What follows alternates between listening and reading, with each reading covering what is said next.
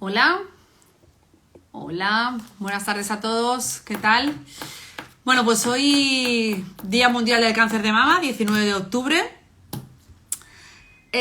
Antes de nada quiero decir que todos los días deberían ser el Día Mundial del Cáncer de Mama, que todos los días deberíamos estar con lacito rosa y con lacito de todos los colores, no solo por el cáncer de mama, sino también por cualquier cáncer. Ya al final tenga más difusión o menos, la conciencia de intentar solucionar esta enfermedad que es bastante dura debería estar para todos los tipos de cánceres. Dicho esto, como es el Día Mundial del Cáncer de Mama, pues vamos a aprovechar, al ser ese día especial, para hablar también con una doctora muy especial que nos va a acompañar este ratito. Ella es la doctora Beatriz Sánchez, médica oncóloga de la Unidad de Consejo Genético del Hospital Universitario de Elche y también responsable de la sección de cáncer familiar de SEOM, de la Sociedad Oncológica Médica Española.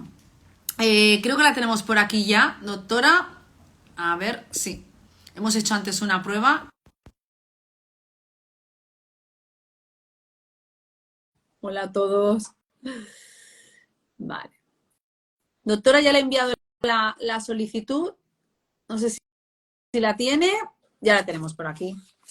Aquí estamos. Buenas tardes, Oh, Marisa. Buenas tardes a todos. buenas tardes, doctora. Antes de nada, mil gracias por dedicarnos este ratito y estar aquí con todas nosotras y nosotros, ¿eh? Que el cáncer de mama también es de hombres. Mira, aprovecho para decirlo. Efectivamente. Y cómo no estar aquí porque, bueno, parte de nuestra labor y en la mía en concreto en los últimos años, pues dedicado a esta, es para mí un estímulo y una alegría poder de alguna manera colaborar con nuestro grupo y con todos los que estén aquí atentos a esta importante sesión.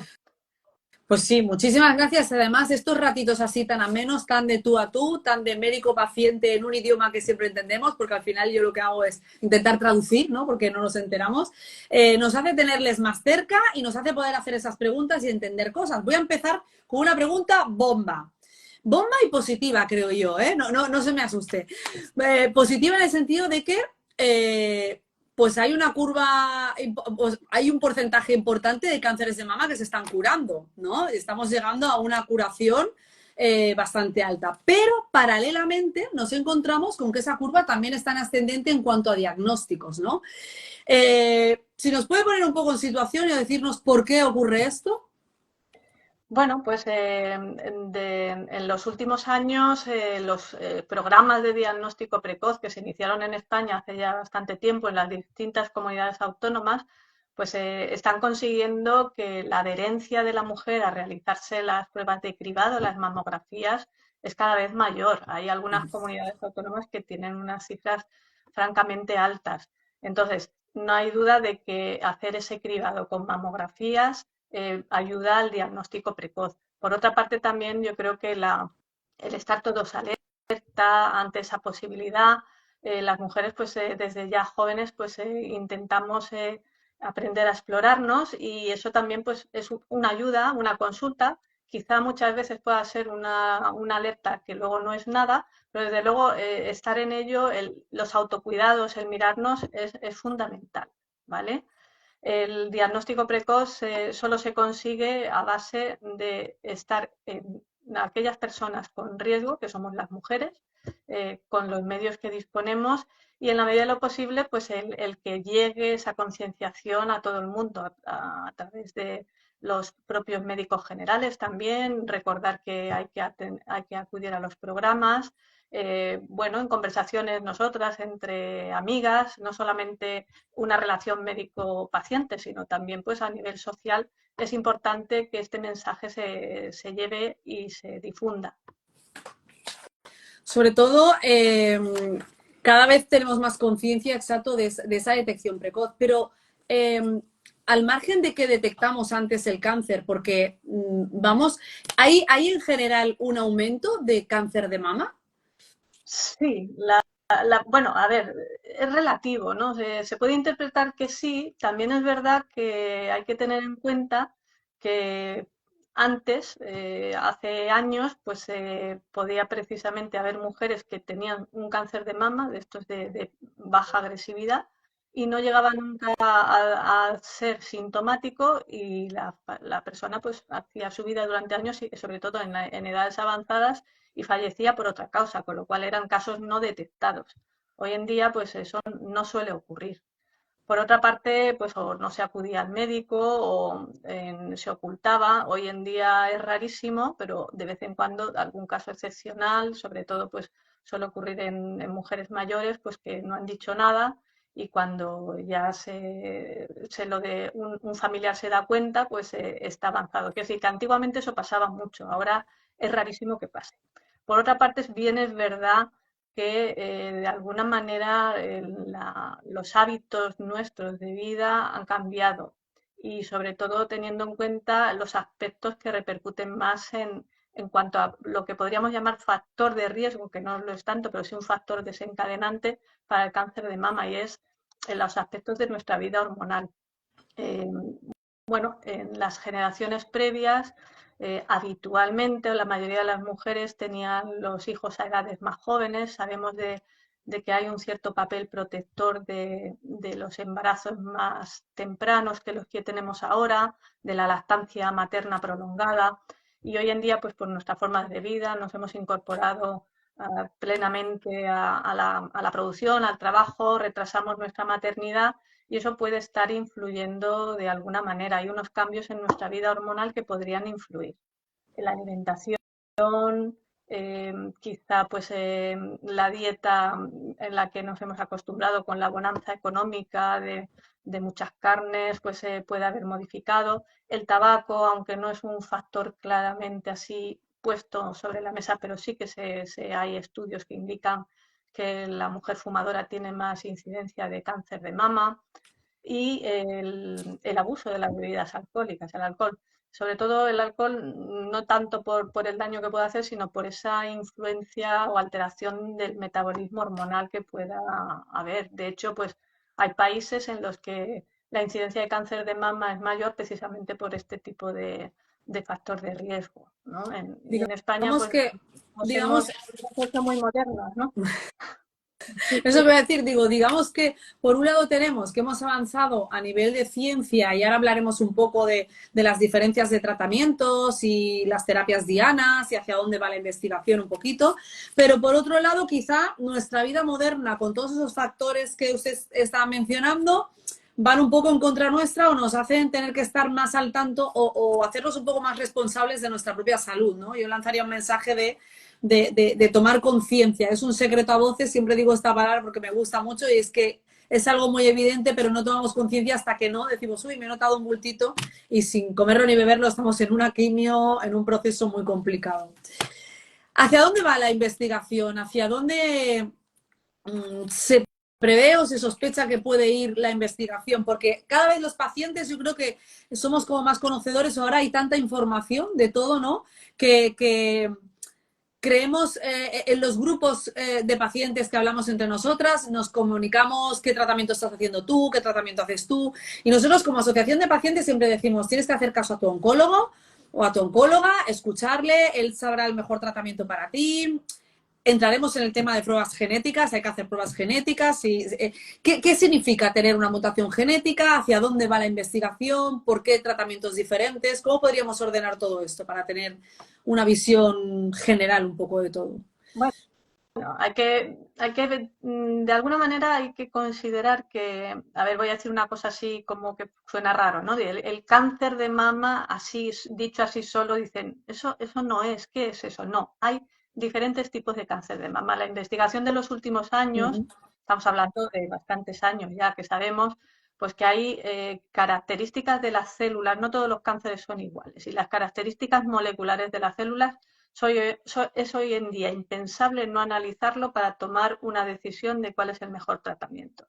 Las investigaciones nos abren camino a que, según esas características moleculares, hay unos fármacos que tienen más eficacia.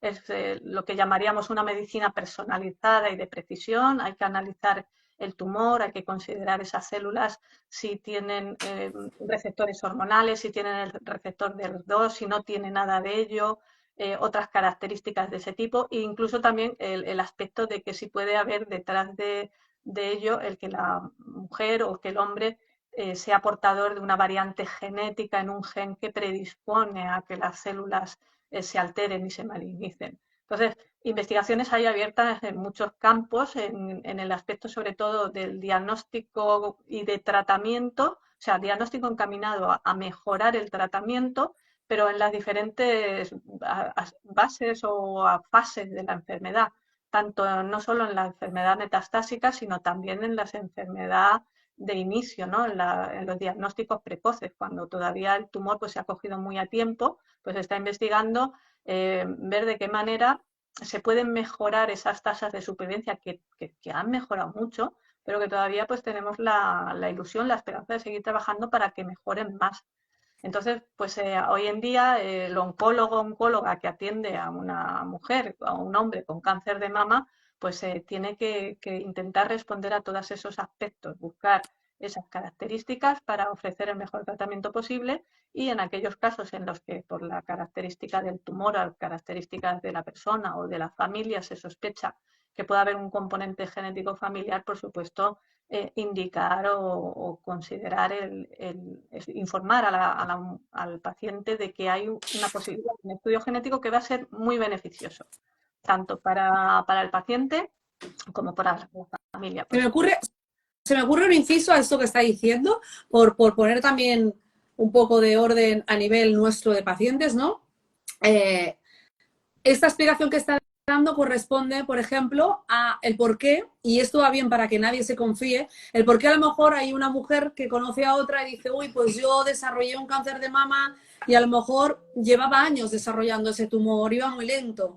Y otra persona detecta un tumor muy pequeñito y luego resulta que tiene una afectación en el ganglio. Y la cosa está un poco más complicada y hay diferentes tratamientos, ¿no? Tenemos a las compañeras de triple negativo, hablamos del ER2 positivo, hablamos de hormodependiente, hablamos del cáncer de mama en hombre. Todo esto da la explicación un poco de que cada mujer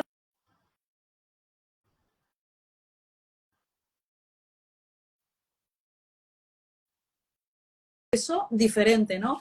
Por lo que entiendo que la investigación tiene 1000 puertas abiertas, casi. Efectivamente, de hecho, pues a la hora de plantear estudios en aquellos centros en los que hay alguna posibilidad de un nuevo estudio, un nuevo ensayo, se buscan perfiles concretos de ese tipo de tumor. No todas las pacientes pueden entrar en un ensayo clínico o no todas las pacientes pueden recibir un determinado fármaco. Entonces son esos perfiles moleculares individuales los que nos guían a buscar ese punto débil de esas células tumorales para atacarlas. Y de hecho, pues incluso la tendencia en el futuro va a ser intentar ver si con menos tratamiento, menos quimioterapias agresivas, con otro tipo de fármacos, se puede controlar la enfermedad y conseguir las tasas de curación, pues lo ideal, que se pudieran curar todos los casos, ¿no? Pero efectivamente son muy diferentes y aunque en la sala de espera se comparte, pues, pues a mí me dan esto, a mí me dan lo otro, porque a veces entra la paciente y dice, pues, ¿por qué no me da a mí la pastilla que le está dando a la otra compañera que está ahí fuera? Entonces, pues tienes que explicar que pues no es su tumor sensible a ese tipo de tratamiento y por tanto darle una medicación que no le va a aportar beneficio y sí que puede aportar efectos secundarios, pues no está indicado. Efectivamente, las líneas de investigación abiertas son muchas y bueno, pues vamos poniendo granito de arena en cada uno desde nuestros centros. En los grandes centros tienen más capacidad investigadora, en los centros medianos, pequeños también se colabora y ensayos multicéntricos se pretende abrir para que haya acceso a todas las pacientes, sea donde sea, a esas posibilidades o incluso pues colaborar con los centros que tienen abiertos estos ensayos clínicos. Todo eso para trasladarlo en unos años al día a día, a la actividad asistencial, que de eso se trata, para eso se investiga, para tener una aplicación clínica. Claro, si yo soy una paciente, voy a una consulta a día de hoy y me detectan un cáncer de mama.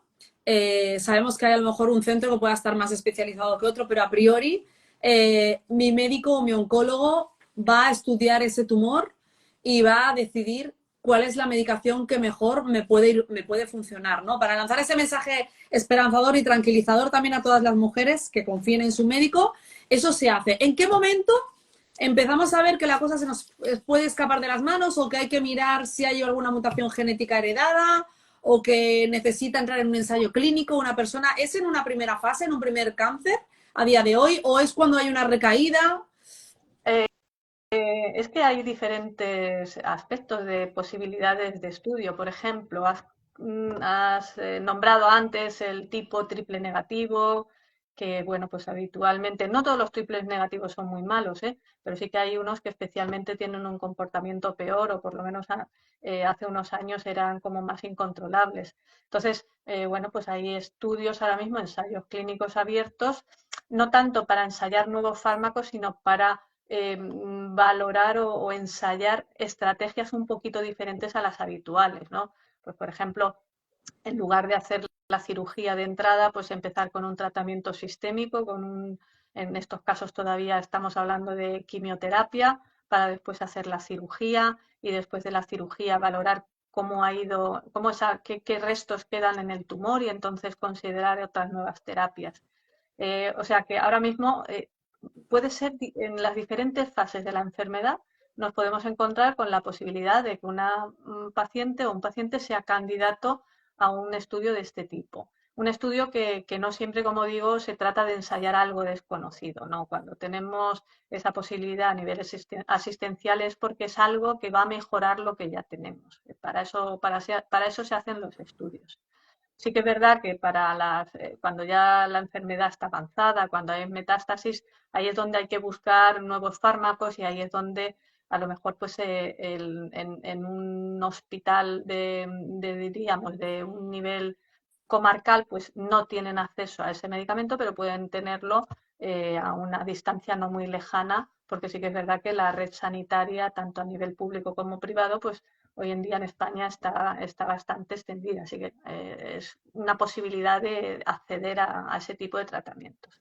Y en cuanto al tema de la genética, pues en el momento de la primera consulta, incluso ya al principio en el diagnóstico con el médico especialista en la unidad de patología de mama a la que se ha consultado, pues ya hoy en día es raro que no se pregunte pues si ha habido antecedentes familiares o también pues por las características del desarrollo del tumor, si ha sido a una edad joven, pues no se plantee ya ahí esa posibilidad de derivar en el momento que sea adecuado a la paciente a una unidad de consejo genético en cáncer o de cáncer hereditario. Reciben diferentes nombres según donde estemos.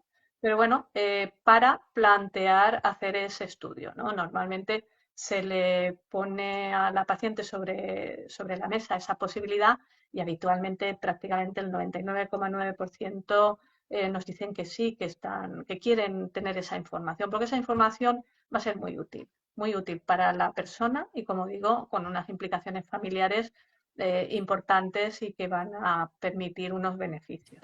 De hecho, pues precisamente sabemos que hay algunas alteraciones genéticas concretas que permiten la utilización hoy en día de nuevos fármacos precisamente en este aspecto que comentábamos antes, para mejorar la supervivencia y conseguir la curación. Se están desarrollando fármacos específicos para ciertas características de mutaciones genéticas. Digamos que el tumor, cuando surge un tumor en una mama, pues como que tiene muchísima información, ¿no? O sea, no solamente esta parte genética, sino muchas más cositas que a lo mejor en un futuro nos puede, en el caso del cáncer hereditario, por ejemplo, ahora que nos toca bastante, nos podría evitar hacernos una mastectomía, ¿no? Tomar decisiones, o se podrá saber si una persona puede tener más riesgo de padecer la enfermedad teniendo una mutación genética heredada o no, y hace falta que tome unas medidas más extremas o no, ¿no? Sí, ahí, bueno, dado que las posibilidades de variantes genéticas hoy en día se han ampliado, es un abanico, ¿no? Hasta hace 5 años solo hablábamos de BRCA1, BRCA2, ahora tenemos otros genes también que llamamos de moderado riesgo, moderada penetrancia, pues efectivamente conocer esa información nos va a permitir, pues, en el momento de esa situación difícil del que el médico dice, oye, tienes esta variante genética, puedes tener otro tumor, otro cáncer, pues yo te aconsejo una mastectomía bilateral preventiva. Bueno, pues en ciertas variantes genéticas pues se ha visto que no hay un beneficio en hacer esa aproximación. Sí que es verdad que siempre va a haber un seguimiento especial, diferente al que se haría en ausencia de una predisposición genética, pero como digo, pues se está viendo que el riesgo-beneficio, el someterse a esas cirugías con todos los aspectos que conlleva, no superan el beneficio de la prevención. En cuanto a la posibilidad de que pudiéramos encontrar algún tipo de medicamento o algún tipo de producto que reduzca ese riesgo, desafortunadamente hoy por hoy todavía no tenemos ese aspecto bien resuelto. Sí que hay algún fármaco, sobre todo pues aquellos que bloquean los estrógenos, pues que se ha visto que puede ser beneficioso, pero claro, las consecuencias de bloquear estrógenos, sobre todo en una mujer joven, que es donde precisamente se manifiestan más estas situaciones, pues conlleva aspectos deletéreos, ¿no? Pues una menopausia inducida, con todas las consecuencias, los efectos secundarios. No solamente ya hablamos de las molestias de los sofocos, de calores, de tal, sino pues una repercusión en su vida personal, en su vida íntima, en las relaciones sexuales, en su salud ósea, incluso en su salud cardiovascular. Por eso, hoy por hoy, pues se habla poco de dar un tratamiento preventivo como pueda ser un antiestrógeno como tamoxifeno, precisamente por ese aspecto negativo que tiene. Lo ideal es al final mantener la salud el máximo posible, incluso que los tratamientos y hacia donde vayamos sean lo menos invasivos o lo menos nos afecten lo menos posible, es decir, lo más exactos a solucionar ese problema o ese tumor en concreto. Preguntas que nos trasladan, que nos han ido llegando de pacientes, sabiendo que hoy teníamos el directo. Estas van así sueltas. Una chica nos comentaba si por haber padecido un primer cáncer, tiene una mutación genética, el riesgo de ese segundo tumor tiene riesgo de padecer por segunda vez cáncer de mama y en qué porcentaje. ¿Sigue siendo ese mismo porcentaje más o menos? ¿Tiene más probabilidad porque a lo mejor su hermana no ha desarrollado la enfermedad a lo largo de no sé cuántos años y ella en cambio sí? ¿Significa eso que ella tiene más predisposición a padecer la enfermedad o...? Bueno, casi que responde un poco la cuestión. A ver, en primer lugar, todo depende de qué mutación sea portadora. Si estamos hablando de BRCA1 o Sí, BRCA2, efectivamente son los bracas. genes que los BRCA son los que dan más riesgo de un segundo tumor, pero no tanto como del primero. O sea, si el riesgo de tener un primer cáncer está establecido para los BRCAs entre un 45 a 70% en población española, incluso puede ser que un poquito más, dependiendo si es BRCA1 un poquito más que BRCA2, no tiene el mismo riesgo de ese 70% de un segundo tumor, no tiene ese mismo riesgo. Lo que sí que es verdad que sí que vemos que esos otros factores que puedan contribuir, que he nombrado al principio, de cáncer de mama en general, pues también pueden tener un peso, ¿no? La vida hormonal, pues por ejemplo, en las mujeres que tienen por primera vez la regla muy temprana y luego la menopausia muy tardía, tienen una vida hormonal amplia, ¿no? Y eso pues se ha visto que se asocia con mayor incidencia de cáncer de mama.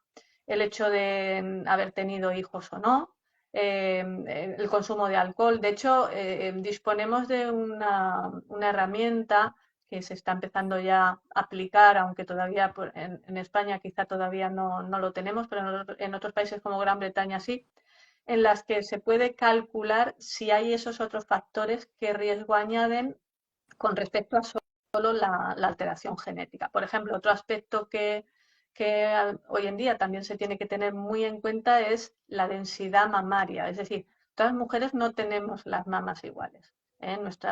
Nuestra densidad de glándulas es diferente. Hay mujeres con muchísima glándula, es decir, tienen mucho más, por así decirlo, mucho más terreno abonado a ese riesgo, mientras que otras pues pueden tener menos. Entonces, precisamente esas características que se pueden ver en la mamografía y que hoy en día ya casi todos los radiólogos informan del patrón de densidad mamaria, pues A, B, C y D. Esas son las 4 categorías del sistema más frecuentemente usado. Pues precisamente ese factor puede ser un plus de más riesgo. Entonces, puede ocurrir o debe ocurrir que en unos años, además de esa reporte en el que decimos es usted portadora de esta condición genética y eso le da más riesgo, digamos, y además, pues por estas características hemos calculado que puede tener más riesgo de lo que sería el esperado o incluso menos. Por ejemplo, una mujer portadora BRCA pero con una densidad mamaria baja, que no tiene un problema de hiperestrejonismo y que no ha consumido alcohol de una forma mantenida toda su vida, pues tendrá menos riesgo que el que sería esperable. Eso Vamos, que si mantenemos una vida saludable, podemos evitar en un porcentaje muy alto, y es uno de los mensajes que queremos lanzar, el poder evitar padecer cáncer de mama, ¿no? Algo que es muy usual. Eh, Salen todas las conversaciones, en todas las pacientes vamos como locas, pero es algo que oímos mucho, biopsia líquida, biopsia líquida, biopsia líquida. Es algo que en un futuro se pueda utilizar, en un futuro más lejano, más cercano, tanto para la detección precoz como para una recaída y en qué situación. Vamos a hacer explíquenos más o menos qué es una biopsia líquida y cómo nos puede beneficiar en el cáncer de mama, en concreto, que es lo que estamos hablando hoy. No, pues lo que es en el cáncer de mama, la aplicación de la biopsia líquida, bueno, biopsia es cuando cogemos un tejido, cogemos un trocito con una aguja o con un bisturí y eso es una biopsia. Líquida, cuando decimos líquida, lo que hacemos es tomar un líquido del cuerpo. En este caso, si lo que queremos es una detección de una recaída o una detección precoz de un cáncer de mama, el único líquido del cuerpo que nos podría dar información al respecto, así como más accesible, sería la sangre, de una muestra de sangre. ¿Por qué? Bueno, pues sabemos que, sobre todo cuando es una enfermedad avanzada, que las células tumorales, como también pues van muriendo de forma natural o por efecto de los tratamientos, pues se libera a la sangre trocitos del ADN de la célula tumoral, ¿no? Entonces, el análisis de esa muestra de sangre va encaminado a detectar esas hebras de ADN tumoral. Eso es un trabajo de precisión muy especial y la verdad es que es un gran avance, aunque todavía pues, se tiene que depurar mucho la técnica, porque hay que concretar bien, saber qué es lo que hay que buscar. En la sangre tenemos células, tenemos glóbulos rojos. Los glóbulos rojos no tienen ADN, eso no es problema, pero tenemos glóbulos blancos que tienen el ADN normal, entonces hay que diferenciar de un tipo de otro. Ahora mismo se están haciendo estudios al respecto. En enfermedad avanzada o cuando se ha hecho un tratamiento y para el seguimiento ya hay estudios que van encaminados a ver la eficacia de esa biopsia líquida. Para el cáncer de mama todavía del todo no está muy establecido, pero para otros tipos de tumores sí que se está viendo de utilidad. Por ejemplo, pues para cáncer de colon. En el caso del diagnóstico precoz, pues todavía no lo hay, se está intentando definir, pero lo importante es definir el patrón de lo que hay que buscar.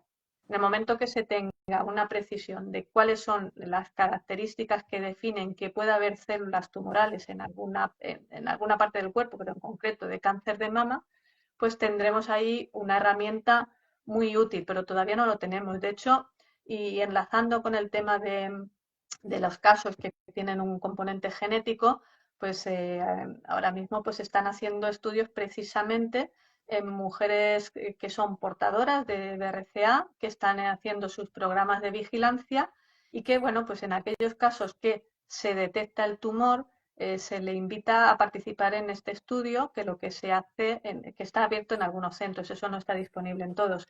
Lo que se hace es hacerle una toma de muestra antes de hacer ningún procedimiento, luego se hace el tratamiento del tumor y luego después se hace otra biopsia y se comparan los resultados, ¿no? Y eso serviría para definir qué es lo que se ha visto antes, con el fin de que eso nos sirva para ponerlo como una herramienta más en el diagnóstico precoz. No solo la mamografía, no solo la resonancia magnética, sino también pues hacer una biopsia líquida previa. Para entenderlo bien, doctora, entiendo que en lo que es la prevención, se necesita saber qué cambios hay en esa persona que tiene una mutación genética con la que ha heredado, qué cambios hay hasta que se desarrolla un tumor, de manera que luego en un futuro quizá nuestras hijas o nuestros hijos, pues se le pueda detectar antes de que se desarrolle incluso la enfermedad, que eso va camino de desarrollarse, ¿no? Con la intención, entiendo, luego de poner una medicación o tomar una medida correcta o luego habrá ese segundo paso más, ¿no? O tomar una decisión bueno, pues si nosotros estamos ahora, planificamos pues revisiones todos los años o cada 6 meses, ¿no? Pues si hay algo que dices, uy, aquí se está moviendo, aunque todavía no lo encuentro, pues voy a hacer esta prueba, a ver una prueba que a lo mejor no es lo habitual, más que pueda ampliar con más precisión, o bueno, el próximo control lo voy a hacer en 3 meses. O a lo mejor es una mujer que está todavía pensando en la posibilidad de hacer una cirugía preventiva o no, y dice, bueno, pues si ya hay algo en mi cuerpo que está anunciando, quiero hacer ya esa cirugía, ¿no? Que permita tomar unas decisiones para la prevención. Y sobre todo también pues, el diagnóstico precoz. Hay en otro aspecto, por ejemplo, que no es el cáncer de mama, pues eso también se está estudiando. Por ejemplo, pues para el cáncer de ovario o en otro síndrome para el cáncer de endometrio, pues también se está buscando este tipo de técnicas que permiten detectar a partir de muestras del organismo la presencia de esos cambios que van anunciando que algo está pasando, que las células están ya cambiando y ha habido algún problema. Genial. Y en el caso, ahora vuelvo otra vez a la portadora, sea portadora o no, hoy es el Día Mundial, vamos a pensar también que aunque no tengamos esa mutación genética, una mujer que ya ha padecido un cáncer, un primer cáncer, o un hombre, que también los hay, desde aquí un besito a Marius de INVI, del cáncer en mama en hombres. Claro, sabemos, y también un beso a nuestras compañeras de cáncer de mama metastásico, que hay un porcentaje que acabarán haciendo metástasis en la mama. La pregunta es, una biopsia líquida, una vez ha acabado un proceso de cáncer de mama normal, que a priori tiene un buen pronóstico, se ha cogido a tiempo y se hace su tratamiento, ¿esa biopsia líquida podría marcar la diferencia de acabar siendo un cáncer de mama metastásico, luego un poco más complicado de solucionar, o de coger muy a tiempo un segundo tumor? O sea, no solamente se localizaría a nivel local, sino también a distancia. Claro, claro, efectivamente, porque es eso, la sangre circula por todo nuestro cuerpo, con lo cual puedes recoger, por así decirlo, ese vertido de esas partículas de ADN tumoral de cualquier parte que esté, las células tumorales, no solamente de que sea en la mama, ¿no? Entonces, por eso sí que donde más aplicación va a tener así de forma, yo creo, más inmediata, va a ser en la detección de la recaída, en la detección de la enfermedad metastásica. Lo que pasa es que eso, se necesita definir muy bien el patrón de lo que hay que buscar para que luego pues se aplique, ¿no? Porque una biopsia líquida, a ver, hay que marcarle a la secuenciación que se hace de esas partículas de ADN qué es lo que tenemos que buscar, ¿no? Entonces, sí, por ejemplo, pues a lo mejor donde más utilidad inmediata que ya se está estudiando es en aquellas situaciones en que se ha tratado el tumor de la mama, a lo mejor lleva una quimioterapia previa, luego la cirugía, luego otro tratamiento después de la cirugía, pero está clasificado como llamamos de alto riesgo, o porque era el tumor ya grande, o por la variedad, o porque había algunas células tumorales en los ganglios y todavía es enfermedad regional, ¿no? Pues en estos casos sí que sería aplicable, en lugar de hacer análisis de marcadores tumorales que hoy en día tienen mucha limitación, hacer esa biopsia líquida periódicamente en el seguimiento y sobre todo en esos primeros años, que es cuando el riesgo es mayor. Eso es el futuro que yo, más que futuro, lo veo como más inmediato. Sí que es verdad, desafortunadamente son técnicas de coste y bueno, pues tenemos que ver de alguna manera el posicionarla donde nos sea útil y que pueda aportar beneficio para los pacientes. Bueno, pues tenemos muy cerquita cosas muy buenas que pueden avanzar. No sé si me oye, se está acordando ahora. Sí. Nos quedamos con ese mensaje súper positivo. Una última pregunta que me la han pasado y nos comentaba, era una mamá, creo que tiene un hijo y le tiene que hacer pruebas genéticas. No sé si se me acopla, no sé qué, igual soy yo. No te... A ver. Nos pregunta esta mamá, sí, Sí. bueno, le habían recomendado hacer las pruebas genéticas a su hijo a partir de los 25 años, pero su hijo ya es mayor de edad, tiene 18 años y él quiere hacérselas. La pregunta es, ¿tiene sentido hacérselas? No, porque es una duda que siempre en el cáncer hereditario nos trasladan. Bueno, a ver, hay que analizar las cosas. A ver, ¿qué le aporta a un chico de 18 años saber ahora si es portador o no? Realmente nada, y más sobre todo si es un hombre, porque para suerte para los hombres en general, este tipo de síndromes hereditarios de predisposición a cáncer de mama les afecta menos que a las mujeres. Entonces, los programas que hay de recomendaciones de riesgo para vigilarse los hombres es cuando son más mayores. Entonces, a un chico de 18 años que está en ese momento de la vida, que está pasando a la edad adulta, probablemente está preparándose pues, para una profesión, para tener un futuro, unos estudios, una formación profesional en la que tiene que estar centrado, ¿no? Y bueno, pues es un momento también de transición y emocionalmente, pues quizá afrontar hacer este estudio no sea lo mejor, no sea el mejor momento.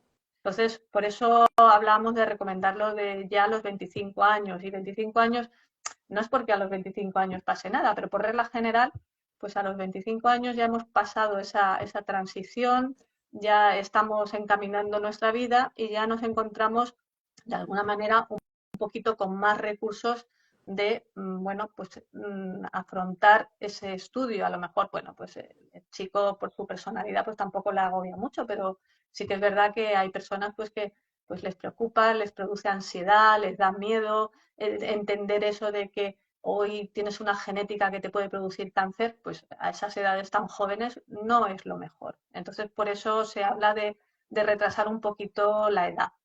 Primero, porque no tiene ninguna, no hay que hacer nada, y sobre todo si es un chico. Si fuera una chica igual, a los 18 años, los programas de vigilancia, salvo que en la familia hubiese algún caso extremadamente joven, los protocolos para iniciar las vigilancias es a partir de los 25 en la mujer.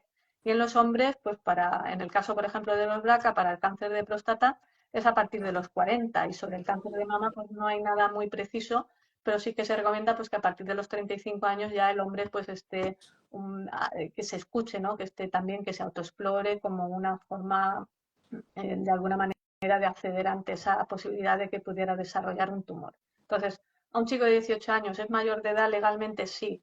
¿Se le puede negar la prueba? No, pero ¿qué le aporta? Quizá preocupación, angustia, ansiedad. Yo entiendo pues que quizá los padres lo que van buscando es que se haga la prueba y que digan que es negativo, pero si sale positivo, pues quizá eso pueda ser un desequilibrio para esta persona en los siguientes años. Pues nos quedamos con ese consejo tan bueno, creo yo. Y doctora, no le quiero robar más tiempo. Vamos a recoger que estamos avanzando mucho científicamente, que hay muchos estudios por ahí que en un futuro nos va a mejorar el diagnóstico de todo lo que hagamos. Y nada, agradecerle que en un día como hoy, el Día Mundial del Cáncer de Mama, haya estado con nosotros. Enviarles... aprovechar para recordar que hacemos nuestra jornada en Valencia el 27 de enero.